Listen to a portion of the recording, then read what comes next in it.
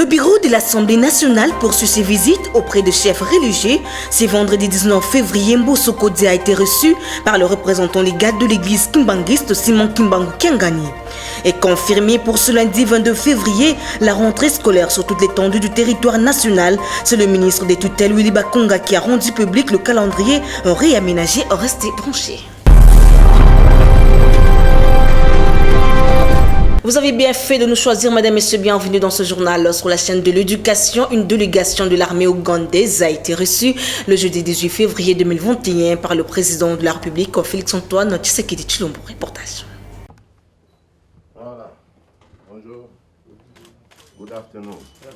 De la coopération militaire entre la République démocratique du Congo et l'Ouganda, il en a été question au cours de l'entretien que le président de la République Félix-Antoine Tshisekedi Tshilombo a eu avec le chef d'état-major général adjoint de l'armée ougandaise, le général Mbadi Mbasu Wilson. L'officier général de l'armée ougandaise a loué les efforts qu'entreprennent les forces armées de la RDC dans la traque des forces négatives dans l'est du pays. Comme vous le savez, il y a les forces négatives, surtout sur la frontière entre l'Ouganda et le Congo. Et c'est notre désir pour les combattre et les détruire, puisque avoir la paix à la frontière pour nos peuples. Et je pense que les FARDC, ils ont en train de les combattre. Le chef d'état-major général adjoint de l'armée ougandaise a inscrit sa présence en RDC dans le cadre de visites régulières d'officiels de deux pays voisins.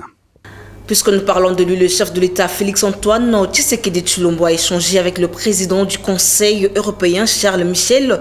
Les préparatifs du sommet Union africaine et l'Union européenne étaient au menu. Suivez. La République démocratique du Congo et l'Union européenne entretiennent d'excellentes relations de coopération bilatérale, une coopération qui va se renforcer dans différents secteurs de la vie nationale. Le président de la République, président en exercice de l'Union africaine, Félix-Antoine Tshisekedi Tshilombo, a débattu de la question par visioconférence avec le président du Conseil européen, Charles Michel. L'entretien s'est déroulé sur deux volets, multilatéral et bilatéral. Sur le plan multilatéral, le renforcement et la redynamisation des relations entre l'Union africaine et l'Union européenne étaient au centre des échanges et va se concrétiser lors du prochain sommet entre les deux organisations continentales. Sur le plan bilatéral, Charles Michel a rassuré que l'Union européenne va soutenir la RDC dans ses discussions avec les institutions de Bretton Woods. Elle va aussi s'impliquer dans les grands projets du mandat du chef de l'État, Félix-Antoine Tshisekedi Tshilombo, en l'occurrence la gratuité de l'enseignement de base, les barrages hydroélectriques, les routes et les ports, sans oublier les soutiens majeurs aux efforts de pacification de la partie est de la RDC. Je l'ai dit dans les titres, dans le cadre de la politique des proximités, le président de l'Assemblée nationale, Christophe Mbosso Kodzi, et son bureau ont échangé ce vendredi 19 février 2021 avec le chef spirituel de l'église kimbangiste Simon Kimbangu Kiangani, suivi le président de l'Assemblée nationale. Officiellement, c'est la première fois, mais on se connaît, on s'est rencontrés. Mais aujourd'hui, c'est officiellement. Nous sommes venus en tant que membres d'une institution rencontrer son éminence, le représentant légal, le père spirituel de l'église kimbangiste, pour lui demander, comme nous l'avons fait chez les autres églises, solliciter son soutien, solliciter les prières de l'église kimbangiste pour que nos travaux à l'Assemblée nationale soient bénis par Dieu, pour que tous les chrétiens de l'église kimbangiste soutiennent le chef de l'État, prient pour le chef de l'État, prient pour le Congo, prient pour le peuple congolais et prient spécialement pour les honorables députés qu'ils ont élus comme leurs représentants à l'Assemblée nationale. La question n'est pas encore à l'ordre du jour. Ils sont en train d'anticiper les églises décident souverainement sur celui qui doit diriger la commission électorale nationale. Elles décident souverainement sans influence du bureau de l'Assemblée nationale.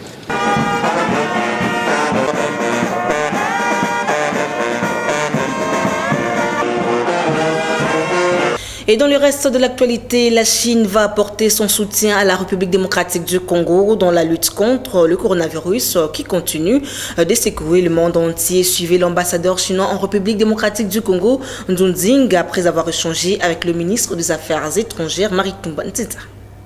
C'est la première visite que j'ai faite auprès de Madame la ministre au début du Nouvel An chinois, parce qu'on a l'habitude de passer des vœux, de présenter des vœux à nos amis au premier jour du Nouvel An. Et le Nouvel An chinois qui vient de commencer, c'est l'année du buffle. Ça signifie le travail, la ténacité, la force et la fortune. Donc c'est un signe très encourageant parce que nous sommes encore en pleine lutte contre la pandémie Covid-19 et j'espère que ce bon signe nous apporte plus de force, ténacité pour retrouver le bonheur et pour vaincre le plus tôt possible la pandémie. Il s'agit aussi d'une visite de faire le point avec Madame la ministre sur l'agenda bilatéral, sur les relations bilatérales, notamment sur la coopération, sur la suivi de la visite du ministre chinois des Affaires étrangères au Congo. Donc nous sommes en train de travailler ensemble avec les autorités congolaises pour que les acquis et les consensus issus de la visite de mon ministre, du ministre chinois des Affaires étrangères en RDC, soient bien mis en concrétisation, mis en œuvre. En éducation, à quelques jours de la reprise des activités scolaires pour le compte de l'année 2020-2021, le ministre d'État, ministre de l'EPST, Willy Bakonga, a rendu public le jeudi 18 février 2021 le calendrier réaménagé qui tient compte de toutes les étapes. Commentaire de Sarah Kindela. Suspendu pour deux raisons de la deuxième vague de la Covid-19, les activités scolaires reprennent le lundi 22 février prochain sur toute l'étendue du territoire national. En ce qui concerne les épreuves de fin de cycle, du jeudi 5 au vendredi 6 août 2021, test national de fin d'études primaires. Du lundi 30 août au 2 septembre 2021, épreuve de la session ordinaire pour l'enseignement secondaire cycle court. Pour les jurys et épreuves de fin de cycle court, mardi 13 juillet 2021, épreuve hors session traditionnelle des options techniques. Du mercredi 12 au 17 juillet 2021, pratique professionnelle. Pour les cycles longs, examen d'État. Dimanche 25 avril 2021, épreuve préliminaire. Lundi 12 juillet 2021, la dissertation. Mardi 13 juillet 2021, épreuve traditionnelle des options techniques. Du mercredi 14 au 17 juillet 2021, épreuve orale français. Du lundi 19 au samedi 24 juillet 2021, épreuve pratique. Et enfin, du lundi 30 août au jeudi 2 septembre 2021, épreuve de la session ordinaire de l'examen d'État. Signalons que la prochaine rentrée scolaire 2021-2022 est fixée au lundi 4 octobre 2021 pour tous les établissements d'enseignement public que privés agréés et c'est sur toute l'étendue du territoire national, selon les ministres de l'EPST Willy Bakonga. Dans le même registre, le ministre de l'Essuth Thomas Louaka, dans une note circulaire rendue publique le jeudi 18 février 2021, adressée aux chefs d'établissement supérieur et universitaire, le réaménagement du calendrier académique prévu au mois d'octobre 2020 à juillet 2021 sera exécuté au mois de février à décembre 2021. Suivez ces commentaires. Prévu pour le mois d'octobre 2020 à juillet 2021, le calendrier académique en République démocratique du Congo, édition 2020-2021, a été réaménagé au mois de février à décembre 2021 par le ministre de l'Essuth Thomas Louaka dans une note circulaire rendue publique ce jeudi 17 février 2021. En effet, l'ouverture solennelle de l'année académique 2020-2021 est prévue pour ce vendredi 19 février, tandis que le début des cours du premier semestre interviendra le lundi 22 février. Mardi 23 février au jeudi 29 avril, déroulement des enseignements du premier semestre. Samedi 19 juin, fin des examens du premier semestre. Vendredi 9 juillet, début des cours du second semestre. Vendredi 10 décembre, fin de la période de la publication des résultats de la seconde session. Et enfin, mardi 14 décembre, ouverture solennelle de l'année académique 2021-2022. Notons que chaque établissement va adopter ses calendriers à ses propres réalités, d'où toutes les autorités sont invitées à prendre les dispositions nécessaires pour observer, faire observer et respecter le geste barrière ainsi que les mesures d'hygiène telles qu'édictées par le chef de l'État, Félix Tshisekedi. Aussi, la ministre d'État, ministre sortante de Genre, Famille et Enfants, Béatrice Lomé, a détaillé au cours d'une interview l'essentiel de son travail réalisé à la tête de son ministère. Suivez Béatrice Lomé dans ses propos recueillis par Naomi Katakou. Le bilan de mon action aussi du gouvernement, en tout cas avec fausse modestie, j'espère que je fais ce que je pouvais faire. Parce que je l'ai dit, à peine arrivé à ce ministère, quelques mois après, il y a eu cette pandémie, mais cela ne m'a pas empêché de faire ce qui était de ma responsabilité. C'est pendant ces moments difficiles que je me suis battu pour qu'au plus haut niveau, c'est au niveau du gouvernement, c'est des documents qui ont été par exemple préfacés par le Premier ministre, ça démontre l'engagement. Et c'était de manière solennelle lors du Conseil des ministres qu'on a approuvé ces documents qui aujourd'hui sont des outils qui nous permettent d'avancer dans la lutte contre les violences basées sur les genres. Je me dis que c'est important, mon passage, parce que je suis en train de partir, il faut savoir que je suis démissionnaire, je laisse à ces ministères déjà une stratégie nationale de lutte contre les violences basées sur les genres révisée, qui est actualisée, qui est un outil important. Je laisse également ce plan d'action national, la résolution 1325, qui va effectivement contribuer à une représentation significative des femmes dans les structures de recherche de solutions. Il y a également la ratification de la Charte africaine des droits et des bien-être de l'enfant. C'est depuis des années qu'au niveau du continent, nous ne pouvions pas prendre la parole pour parler de l'enfant congolais. Mais j'ai finalement réussi à faire déposer ces instruments au niveau de l'Union africaine depuis le 8 décembre. Ces choses faites, mais à part ça, il faut dire qu'il y a la campagne Tolérance Zéro contre les violences basées sur les genres et l'impunité que le chef de l'État va lancer incessamment. C'est un dossier qui date de 2012, 2011, parce que c'est à ce moment-là que les chefs d'État de la région ont fait la déclaration de Kampala pour dire qu'on devait s'engager au plus haut sommet pour combattre. Et depuis lors, on n'a jamais lancé cette campagne. À mon arrivée, j'ai pris ce dossier à bras le corps. Et au moment où je vous parle, ce dossier est sur la table du président de la République. Ça dépend de son agenda et à tout moment, il pourra lancer cette campagne qui va se tenir pendant 2 ans sur l'ensemble du territoire national, effectivement, pour mobiliser toute la communauté que nous devons vraiment travailler pour mettre fin à ces violences.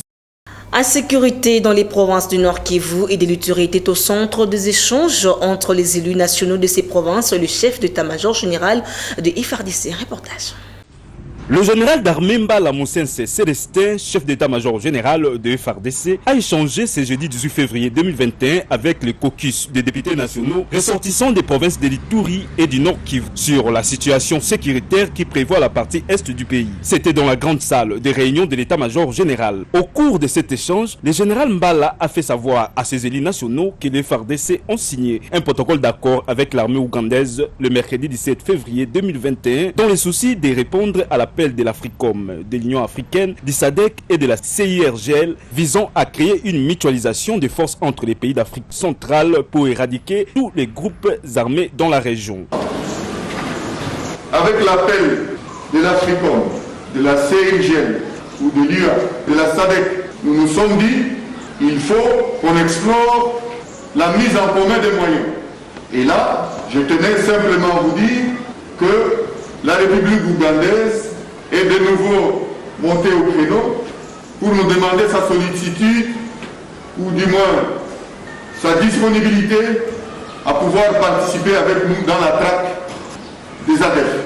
Au nom du caucus, l'honorable Paul Moïndou, président de ces panels, a fait savoir au chef d'état-major général que ces notables ont adhéré à ces projets. Tout de même, quelques recommandations ont été faites. Et pour clore ce journal, réagissons par rapport à la nomination du nouveau Premier ministre. Bavamboui Moukouna, député provincial du Kasaï-Oriental, estime que Jean-Michel Samalou Kondé doit prendre en compte la représentativité géopolitique en ce qui concerne la répartition des postes des responsabilités pour le nouveau gouvernement. Le député provincial Bavamboui donne ici les priorités pour sa province au nouveau chef du gouvernement au téléphone de Jean-Élie Mboui. La nouvelle a été accueillie avec satisfaction que lui-même, le Premier ministre, dans sa première sortie, a dit ouvertement qu'il se mettait à la disposition du chef de l'État pour agir selon son idéologie et sa vision politique. Cette vision politique, n'est tout autre que le peuple d'abord, et le projet social-démocrate de l'UDPS qui est de mettre tout homme au centre de toute activité. Au niveau national, c'est restaurer l'autorité de l'État sur toute l'étendue de la République démocratique du Congo, bien sûr avec nos services de sécurité, et puis dans l'union et l'unité du peuple congolais, et souhaite le chef de l'État, afin qu'il n'y ait point de tribalisme, qu'il n'y ait point de corruption et tous les tares possibles qui ont caractérisé les régimes passés. Chaque province a ses particularités. Mbujimaï souffre de l'énergie électrique qui manque cruellement, qui lui fait manquer de l'eau, les infrastructures routières et puis surtout les poumons économiques qui faisaient vivre la province, qui est notre société, l'AMIBA, et aussi canaliser les recettes qui viennent avec la deuxième société Ami Congo qui a été créée, qu'on appelle FACIL. Le gouvernement de l'Union sacrée, c'est comme un gouvernement de l'Union nationale. Toutes les sensibilités possibles doivent s'y retrouver. Même si on devrait garder la taille du gouvernement qu'on avait, le problème, c'est la bonne gouvernance. Ainsi s'achève cette édition du journal. Avant de nous séparer, voici l'essentiel à retenir. Le bureau de l'Assemblée nationale poursuit ses visites auprès des chefs religieux. Ce vendredi 19 février, Mbosoko Dia a été reçu par le représentant légal de l'église kimbangiste Simon Kimbangu Kiangani. Et confirmé pour ce lundi 22 février, la rentrée scolaire sur toute l'étendue du territoire national. C'est le ministre de tutelle Willy Bakonga qui a rendu public le calendrier réaménagé. C'était là le rappel des titres. Fin complètement de cette édition du journal dont la chefferie a été assumée par Sarah Kindelang. Remercie à toute l'équipe technique, rédactionnelle derrière la caméra. C'était Delphin Tundula, Guilhem Mayamba, Chardeline Tseka, Christian Audio. Merci de votre fidélité. Je vous retrouve Christian Lissoukou à demain pour la grande édition du soir. Au revoir.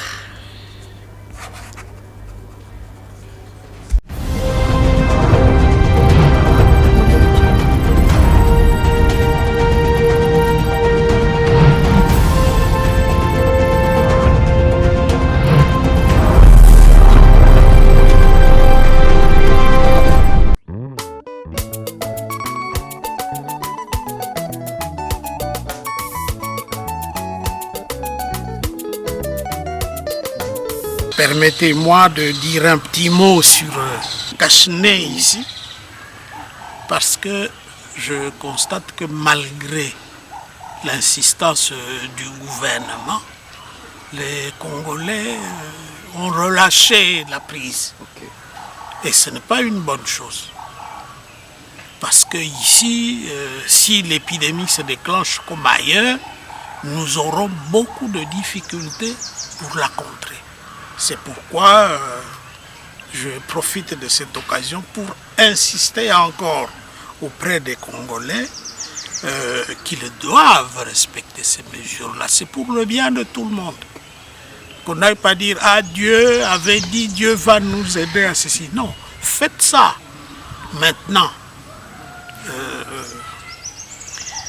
Quant au Premier ministre, je saisis également l'occasion pour le féliciter. J'ai vu dans les commentaires des gens insister sur la jeunesse. Moi, je crois que ce n'est pas un élément pertinent. C'est vrai, bon, c'est pratiquement notre enfant, nous autres. Mais parmi les classements que moi je retiens le plus souvent, il y a le classement des Romains, des anciens textes romains que nous lisions. Chez eux, il y avait 3 catégories de gens lorsqu'il s'agit de la politique. Parce qu'on n'est pas là pour un recrutement militaire, on n'est pas là pour tel type de recrutement. Il s'agit ici de la politique. Et chez les Romains, il y avait les jeunes, Juventus, Juventutis. Il y avait donc les jeunes, le tout premier Juventus, Juventutis, les jeunes avant 45 ans. Quand on atteint 45 ans, on devient vir, c'est-à-dire homme mûr. Et à partir de 60 ans, on devient senex, le vieux sage. Et c'est de là que vient le mot Sénat. Maintenant, par rapport à notre Premier ministre, où est-ce qu'il se situe? Il a 43 ans, donc il est tout à fait proche de vir, c'est-à-dire de l'homme mûr. L'homme mûr, capable de pouvoir... Ensuite, il a déjà travaillé. C'est un élément important. Je ne comprends pas, comme j'ai vu quelquefois, un monsieur a détourné là, et on le retrouve dans le gouvernement suivant. Ce n'est pas très bon comme exemple. En ce qui concerne la taille, j'entends à gauche, à droite, déjà le fait qu'il faut diminuer cette taille, étant donné que le pays n'a pas beaucoup de moyens. Souvenez-vous, à l'époque, lorsque nous étions au gouvernement, nous avions chacun 3 ministères de ce que l'on a aujourd'hui, chacun en avait 3. Par exemple, économie, finance et budget, que le collègue Matungulu avait. Moi-même, j'avais l'éducation nationale, éclatée aujourd'hui en 4 ministères. Moi, je crois qu'on peut revenir aux bonnes habitudes. L'éducation nationale s'occupe de l'éducation, parce que malheureusement, les PSP, c'est l'enseignement primaire, c'est l'enseignement. Non, il y a une très nette différence entre l'éducation et l'enseignement. L'enseignement, c'est seulement l'aspect technique qui est donné là-bas, alors que l'éducation, c'est l'homme. Il faudrait qu'on revienne à l'éducation. D'ailleurs, pas seulement des enfants, même des adultes. Vous voyez des adultes qui ils veulent aller gagner un match quelque part, ils donnent de l'argent à un type. Mais qu'est-ce que ce type va faire dans les joueurs pour qu'ils puissent gagner le match? Et ils sont étonnés d'être battus. Donc, l'éducation, j'aimerais bien que ça revienne. C'est l'enfant, c'est le même qui part de la maternelle et qui arrive à l'université. Et même dans la vie, plus tard, quel type d'homme on a formé? Les gens sont scandalisés quand ils entendent qu'un Congo comme le nôtre, qui est potentiellement très riche, a des gens très pauvres. Mais c'est un problème d'éducation. On cherche la richesse où ça? Prenez chez nous ici, j'ai un espace. Mais il faut avoir les papiers comme on les a plantés là-bas. Il faut rentabiliser ça. Les Congolais ont tendance à ne chercher la richesse que dans les mines. Mais nous aurons peut-être l'occasion d'en parler. Pour le moment, je voudrais que l'on insiste sur l'éducation et qu'on revienne à cela de manière à ce qu'on ait une vue entre le petit enfant, le bambin de maternelle jusqu'à l'université et dans la vie, qu'on sache quelles sont les idées que le Congolais doit avoir, quelles sont les idées qu'il a aujourd'hui et quelles sont les idées qu'il doit avoir une fois qu'il est adulte. Désormais, je vous parlerai un peu plus. Il y a un livre qui va sortir bientôt. Il ne s'agit pas des romans que j'ai publiés, mais il y a un livre qui va sortir qui tente de répondre à la question: que faut-il faire pour que le Congo quitte sa situation actuelle d'un pays au potentiel immense, mais qui a les habitants les plus pauvres. J'ai entendu à gauche, à droite des analyses, mais nous allons livrer une autre analyse. Et je suis certain qu'en appliquant cela, nous allons aller de l'avant. Tout à l'heure, je vous ai parlé des armes. Mais comment on peut comprendre que dans un pays comme le Congo, il n'y ait pas une seule entreprise qui s'occupe des mangues? C'est fini là sur les armes. Donc nous devons attendre l'année prochaine pour trouver encore la possibilité d'avoir une mangue. Mais c'est inacceptable. La richesse, elle est là. Hein? Et dans ce livre-là, on entre dans ces questions. Comment nous organisons-nous? De quoi le Congolais s'occupe-t-il? Il s'occupe des églises. Sur chaque avenue, il y en a 10, 15. Voilà donc de quoi on s'occupera prochainement.